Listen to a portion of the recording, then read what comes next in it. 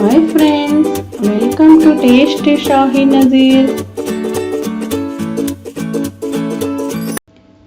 KFC స్టైల్లో chicken ఎలా తయారు చేయాలో చూపించబోతున్నానండి. ఈ చికెన్ చాలా టేస్టీగా, క్రిస్పీగా, ఎమ్మీగా ఉంటుందండి. దీన్ని చేసుకొని తిని చూడండి, చాలా టేస్టీగా ఉంటుంది.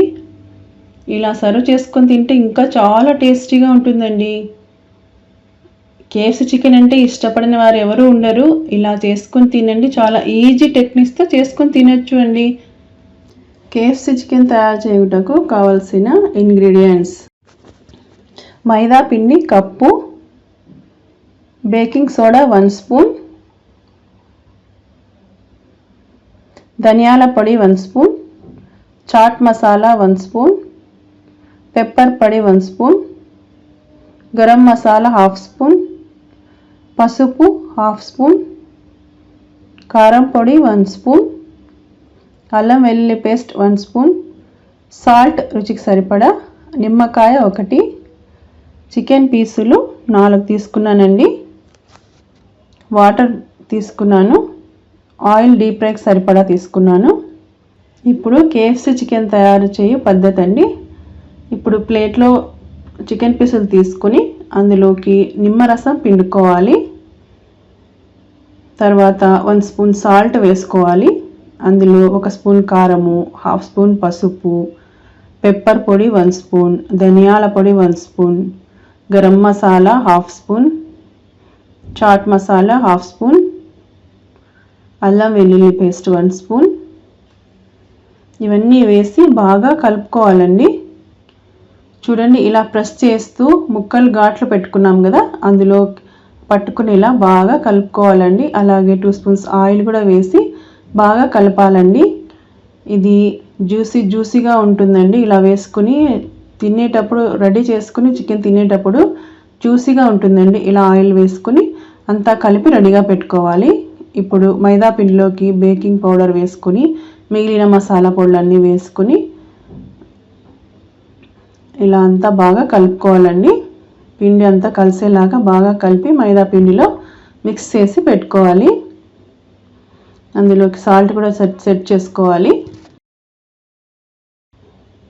ఇప్పుడు స్టవ్ వెలిగించి పాత్ర పెట్టుకుని అందులో ఆయిల్ వేసుకుని వేడి చేసుకోవాలి.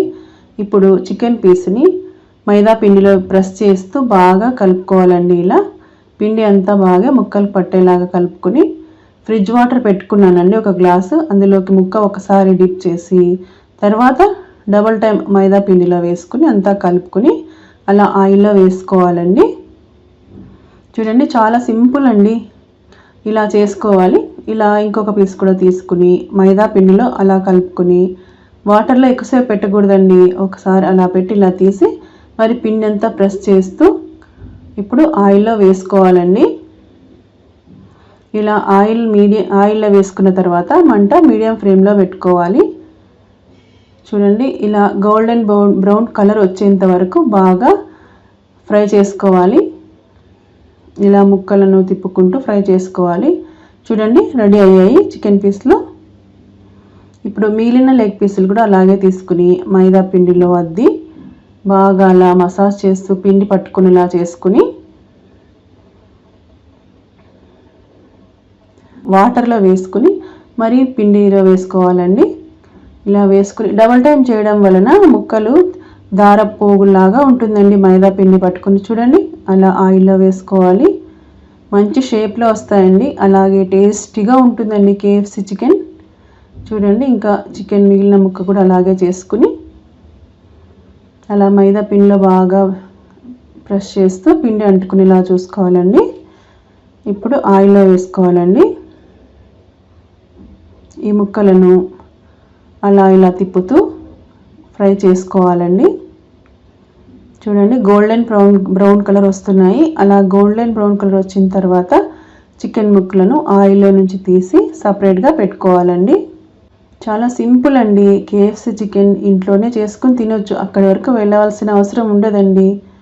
చూడండి, ఇలా చేసుకుని తింటే చాలా టేస్టీగా ఉంటాయండి. ఈ కేఎఫ్సి చికెన్ని పెద్దవాళ్ళు, పిల్లలు చాలా ఇష్టంగా తింటారండి. ఇలా టమాటా సాస్లో అద్దుకుని తింటే కేఎఫ్సి చికెన్ చాలా టేస్టీగా ఉంటుంది. అలాగే ప్రతి ఇష్టపడిన వాళ్ళు కూడా, చికెన్ అంటే ఇష్టపడిన వాళ్ళు కూడా బాగా ఇష్టంగా చేయించుకొని తింటారండి. ఓకే ఫ్రెండ్స్, మీరు కూడా ఇలా చేసుకొని తినండి. టేస్ట్ ఎలా వచ్చిందో కామెంట్లో పెట్టండి. Bye friends.